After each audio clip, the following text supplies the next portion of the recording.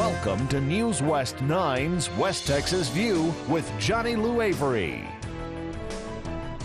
Welcome to our program today. You met Dr. Brownbill last week when he came for to talk to us about a special program of cooperation between Texas Tech University Health Science Center and his college, St. Mary's in Manchester, England. And today our visitors are both research scientists, one from England and one from here in Texas, and they're going to talk about how they're sharing and cooperating with the knowledge that they've each gained as we make life better for the future of babies and mothers.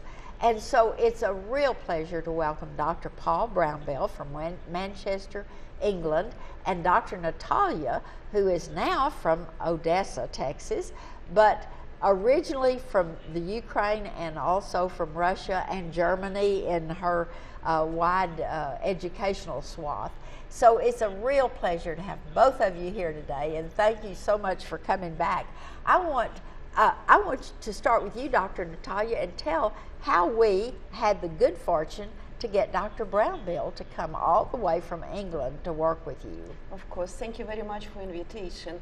It's really a pleasure to be here, and we are really fortunate because such a scientist as Dr. Brownbill, who has a critical expertise in the placental perfusion system, to get him here in West Texas, in the middle of the West Texas culture, it was quite challenging.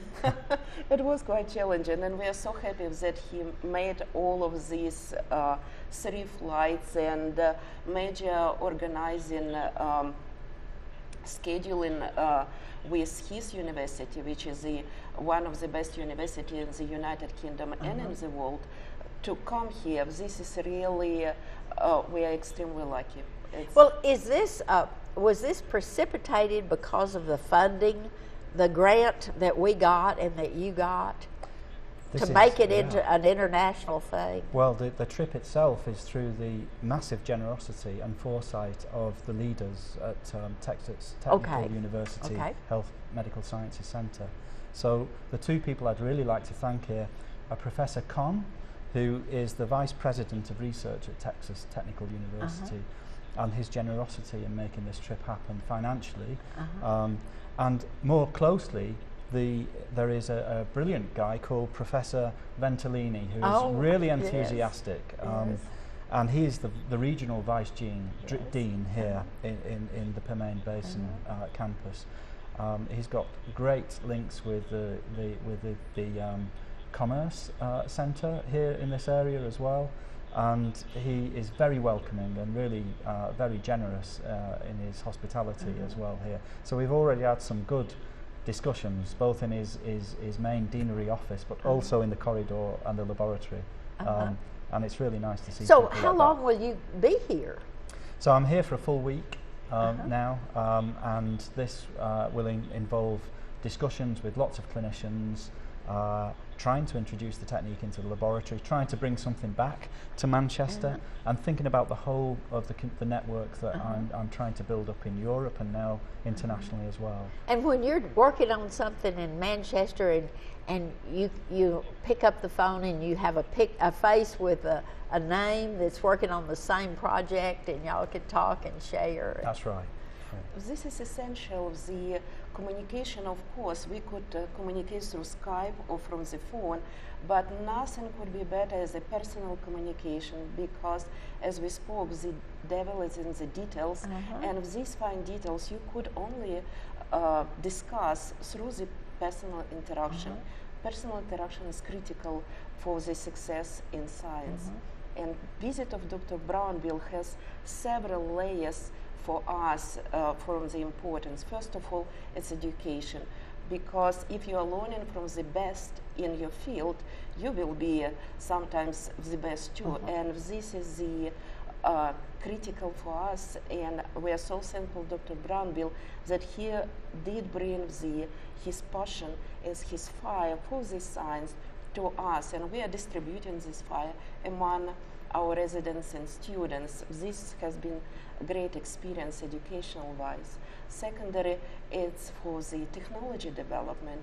He is very supportive, and we discussed a lot of informational pieces of the technology development, and this was critical for our thinking and the field development in general.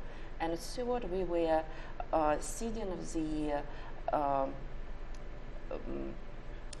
the first steps for the organizing of the international meetings in Odessa for the placental researchers in the world.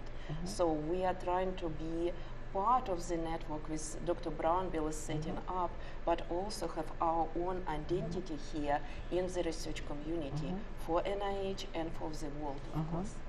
And so when you come over and exchange, were y'all doing the same thing? You're both working from the standpoint of how the medicines affected the placenta, or did you, when you got here, did you say, let's work on this?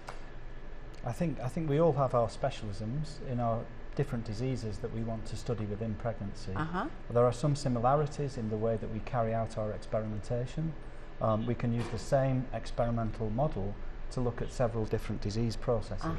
And we may use and utilize that technology for different ends.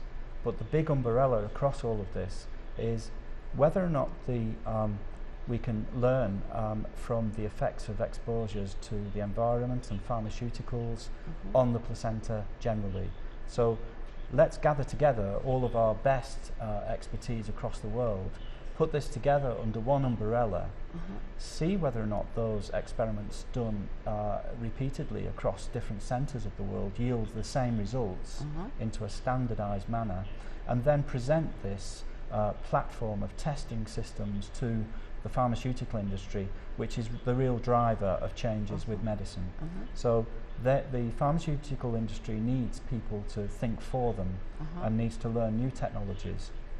The regulatory authorities across Europe and the Food and Drug Administration in the United States all now realise that there is a need to try to think more deeply about placental function affecting fetal development. So we can put our individual very unique and very important studies aside for a moment and then think about how we can work collectively to say, yes, we use all of these techniques similarly, but really do we use them in the same way? And what's the real best way to globalise a standardised platform for testing of substances that may affect the fetal development? We're going to have to take a break. We just barely get started and we have to stop. We'll see you in just a minute. Stay tuned. West Texas View will be right back.